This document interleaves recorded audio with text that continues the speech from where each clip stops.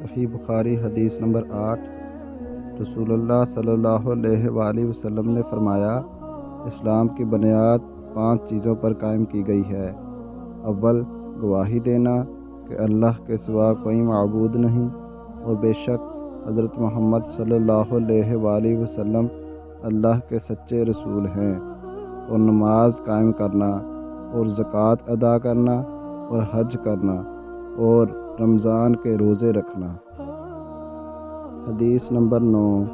آپ صلی اللہ علیہ وآلہ وسلم نے فرمایا کہ ایمان کی 60 سے کچھ اوپر شاخیں ہیں، اور حیا بھی ایمان کی ایک شاخ ہے۔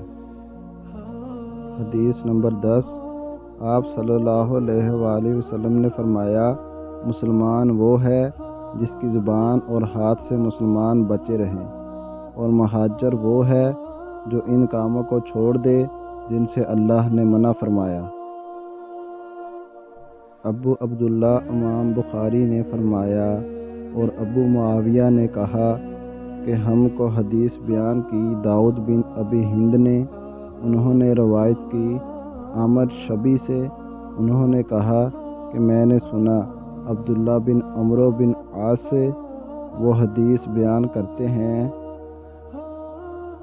جناب نبی کریم صلی اللہ علیہ وآلہ وسلم سے وہی مذکورہ حدیث، اور کہا کہ عبدالعالی نے روایت کیا داؤد سے، انہوں نے عامر سے، انہوں نے عبداللہ بن عمرو بن عاص سے، انہوں نے نبی صلی اللہ علیہ وآلہ وسلم سے۔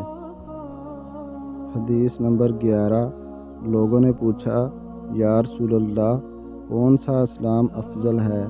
تو نبی صلی اللہ علیہ وآلہ وسلم نے فرمایا، وہ جس کے ماننے والے مسلمانوں کی زبان اور ہاتھ سے سارے مسلمان سلامتی میں رہیں۔